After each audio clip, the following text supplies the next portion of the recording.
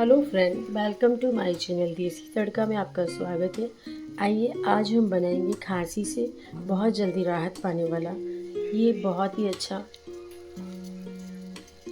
ये देखिए, मैंने एक गिलास पानी लिया है और एक पान का पत्ता है जो मैंने इस पानी में डाल दिया है।